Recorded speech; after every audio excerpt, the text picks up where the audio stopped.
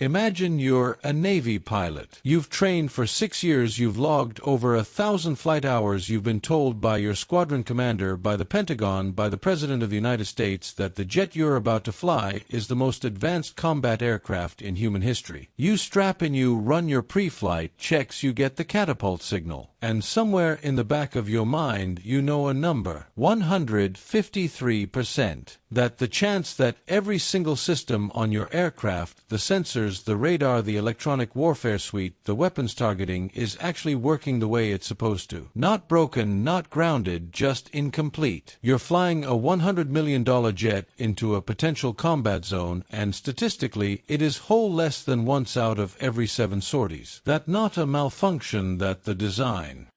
The F-35 Joint Strike Fighter. $400 billion spent so far, $16 to $2 trillion projected across its lifetime, the most expensive weapons program in the history of human civilization. And right now more than 600 of them are sitting in hangars around the world, not because they're broken, not because they crashed, but because the software isn't ready, the parts aren't available, or some sensor in a long chain of sensors is throwing a fault code. Hey race, what this video is not going to do. It's not going to tell you the F-35 is a bad airplane when it flies whole. Nothing currently flying touches it, and that has been proven in live combat against modern air defenses. That's not in question. What is in question is this: what does it mean to build the most capable fighter in the world if the pilots who fly it can almost never fly it at full capability? What does it mean for deterrence, for combat readiness, for the pilots strapping into it right now? That's what we're here to answer. To understand what's really happening with the F-35, you need to understand 2 terms the Pentagon uses and why one of them is being used to hide the truth from the public. The first is mission capable, or MC. This is the percentage of time a jet can fly at least one of its assigned missions. The Air Force reports this number in press releases. It's the number that ends up in headlines. The second is full mission capable, or FMC. This is the percentage of time a jet can fly all of its assigned missions simultaneously, every sensor green, every weapon system online, every capability active. FMC is the honest number, and the Pentagon buries it. Hey race, what that number looks like across the F-35 fleet right now. F-35C, the Navy's carrier variant, 153% FMC. F-35B, the Marine Corps short takeoff variant, 162% FMC. F-35A, the Air Force variant, the simplest of the 3, 285% FMC. The Air Force set its own minimum acceptable threshold at 65%. The best variant in the fleet is running at less than half of that. Now hey race, the detail that should keep every military planner awake at night. The F-35C flies off the deck 54 to 64% of the time. That jet is not broken, it gets airborne, it completes sorties. It just does it stripped of the very capabilities that justify its existence. A stealth fighter airborne with its sensor fusion degraded, its electronic warfare suite partially offline, its targeting systems running on incomplete data. A $100 million aircraft doing the job of a $30 million one because the software that makes it worth $100 million isn't fully working. And over the last 4 years it's gotten worse. From fiscal year 2021 to fiscal year 2025, fleet-wide FMC dropped from 38% to 25%. That 25% figure blends all 3 variants weighted toward the Air Force's larger A-model fleet, which is why it sits above the Navy and Marine numbers, but still nowhere near the 65% threshold the fleet was growing during. That period, not shrinking, more jets delivered less capability per jet. That trend has a direction, and it's the wrong one. Let's talk about what this actually means at the flight line level, because this is where the readiness statistics stop being abstract. An F-35 pilot going through pre-mission planning doesn't just check weather and fuel, they're working through a degraded capability checklist that tells them which systems are offline today and which missions they can and cannot execute as a result. Maybe the EOTS, the electro-optical targeting system, is throwing a fault. That not a minor inconvenience, that your precision strike capability degraded, you can still fly, you just can't do the job you launched to do. Maybe one of the 1,700 transmit-receive modules in your AESA radar isn't functioning technically. The radar still works, but that mission now counts as degraded, and you're flying into airspace where radar performance isn't a luxury, it's survival. Or maybe it's something as operationally insulting as the canopy. Lockheed and its partners identified 48 critical parts the global supply chain cannot currently provide in adequate numbers. One of those parts, one of the top reasons F-35s sit grounded on a given day, is the canopy, a shortage of specialized transparencies. The most advanced fighter in the world held on the ramp by a shaped piece of glass. Now put that pilot back in the cockpit. They know all of this, they've been briefed on what's working and what isn't. They strap in anyway, because that what you do, you fly the mission with what you have. But here's what nobody outside the cockpit talks about: the cognitive load. Flying a degraded F-35 isn't just flying a reduced capability jet, it's flying a jet where the helmet-mounted display, the system designed to fuse every sensor into one coherent picture, is now showing you an incomplete picture, and you have to remember mid-mission at 500 knots under threat which parts of that picture you can trust and which parts are gaps. That's not a systems engineering problem anymore. That's a human factors problem, and human factors problems in combat get people killed. To understand how the most expensive military program in history ended up here, you have to go back to a decision made in the 1990s, a decision that systems engineers have been paying for ever since. It's called concurrency. The idea was simple and it made sense on paper. Instead of fully testing the F-35 before production, you develop and produce it simultaneously, fix problems as they emerged, save time, save money. What actually happened is that defects weren't caught in a laboratory, they were caught after hundreds of jets had already rolled off the production line. Each flaw discovered meant retrofitting airframes that were already built, already delivered to squadrons, already accumulating flight hours. Here's what concurrency looks like in practice. 2011 flight tests reveal that pushing the F-35B past Mach 12 generates a thermal shock wave that blisters and peels the stealth coating on the C model. It damages the horizontal tail structure. The solution: don't fix the airframe cap. The speed, the B model, is now restricted to 40 cumulative seconds at Mach 13, the C model 50 seconds at Mach 13. A supersonic fighter with a supersonic time limit. 2014, the GAU-22A internal cannon on the F-35 AA-4 barrel 25mm weapon firing 3,300 rounds per minute is discovered to be mounted slightly misaligned. Every burst cracks the outer skin around the muzzle. Pentagon testing rates the accuracy as unacceptable. The gun was cracking the aircraft that carried it. 2015, the helmet-mounted display system, the system that lets pilots see through the floor of the aircraft fusing sensor data from every direction, is discovered to be heavy enough to snap a pilot's neck backward during a low-speed ejection. For 2 years, anyone under 136 pounds is barred from flying the F-35. Think about what that means for fighter pilot demographics and for operational readiness. 2018, for 4 years from 2014 to 2024, the aircraft named after lightning was forbidden to fly within 25 miles of a thunderstorm. The fuel tank pressurization tubing cracked from normal flight vibration, creating a potential ignition risk in lightning conditions. The most fearsome strike aircraft in a U.S. arsenal grounded by actual weather. Each of these wasn't a one-off failure, each was what systems engineers call a normal accident. Two capabilities, both designed to be world-class, fighting each other inside a single airframe. Speed and stealth cannot coexist for more than 40 seconds. Internal gun and structural integrity are in conflict. Pilot awareness technology and pilot physical safety are in conflict. Add one more system to a machine, and you don't just add its capability, you add every way it can clash with everything already there. The F-35 doesn't have a single point of failure, it has a web of them, and concurrency meant that web was fully woven before anyone saw the full pattern. Every failure we've talked about so far has been metal and physics systems you can see, touch, measure. The deeper crisis is invisible. The F-35 is the first software-defined combat aircraft at this scale. Its capability doesn't live in its airframe, it lives in approximately 8 million lines of code running on board and more than 20 million lines counting ground support systems. That is genuinely what makes it the most advanced fighter ever flown, a jet that can gain new weapons, new sensors, new tactics through a software update without ever cutting into the airframe. No aircraft in history could do that. But that same gift casts a long shadow. In October 2022, an F-35A at Hill Air Force Base was in a landing pattern, a routine approach. The jet ahead of it left wake turbulence, the kind of disturbed air that every pilot in every aircraft encounters on approach. The disturbance lasted 3 seconds. Those 3 seconds sent conflicting connecting pressure readings to the air data system. The software couldn't reconcile them. It started cycling through backup sensors. It calculated the wrong angle of attack, and then it stopped responding to the pilot's recovery inputs entirely. The fly-by-wire system seized control and pulled the aircraft into an unrecoverable stall. The pilot ejected. A $166 million aircraft was destroyed. Not by enemy action, not by mechanical failure, by 3 seconds of routine weather that the software had no tolerance for. The pilot didn't crash it, the integration did. Now multiply that vulnerability by the program called Technology Refresh 3 TR3. TR3 was meant to be the solution, a complete modernization of the F-35's computational core, 37 times the processing power, 20 times the storage, the backbone for Block 4, the upgrade package, adding more than 75 new capabilities. The Pentagon awarded the contract to L3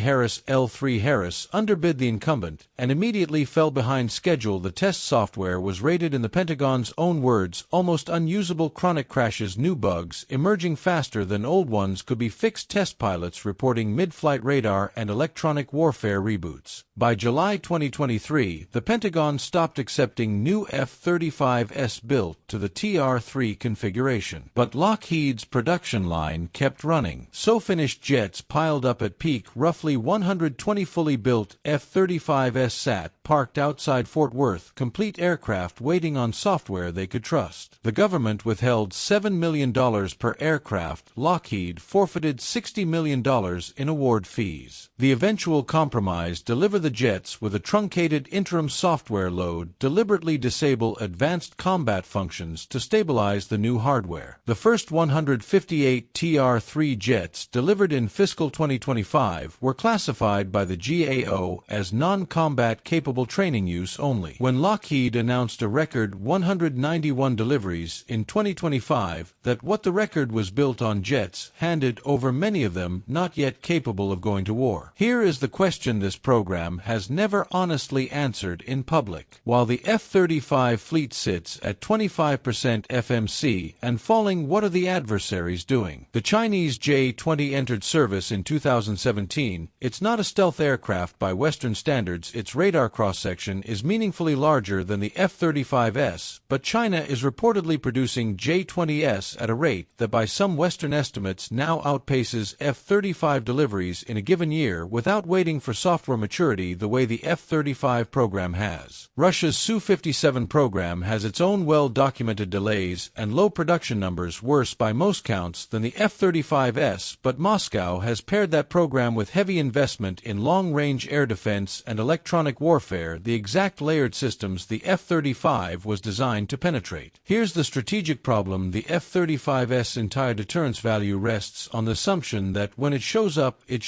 whole, full stealth, full sensor fusion, full electronic warfare capability. A degraded F-35 flying at FMC rates that mean it's almost never completely whole is not the same deterrent, and adversary intelligence services know these readiness numbers. The GAO publishes them, their public record. Deterrence is not just about what your aircraft can do on its best day, it's about what your adversaries believe it will do on the day they're calculating whether to act. If they're reading the same GAO reports, we are the calculation changes. There is one country in the world whose F-35s reportedly perform differently from everyone else's: Israel. When Israel procured the F-35, which they call the Air, they did something no other customer did. They demanded the source code. They negotiated the right to integrate their own systems, their own electronic warfare suites, their own software modifications. Then they reportedly kicked out the Lockheed Martin contractors and rebuilt the jet's software architecture themselves. The result, according to multiple defense analysts, is an aircraft that outperforms the American standard F-35 in operational contexts, more responsive, better integrated with Israeli intelligence networks, more capable in the specific threat environments Israel faces. What does it mean that an ally had to rewrite the software of the jet we sold them to make it actually work to its potential? It means the problem isn't just just engineering complexity, it's also the institutional structure around that complexity, the contractor relationships, the classified software silos, the maintenance restrictions that prevent operators from truly understanding what they're flying. Israel's solution was radical: own the software, own the capability. The U.S. Air Force doesn't have that option with its own jet. Israel didn't out-engineer Lockheed, they simply weren't bound by the same contracting structure and software silos that created the problem in the first place, which proves the issue was never the airframe. That should be a louder conversation than it currently is. $400 billion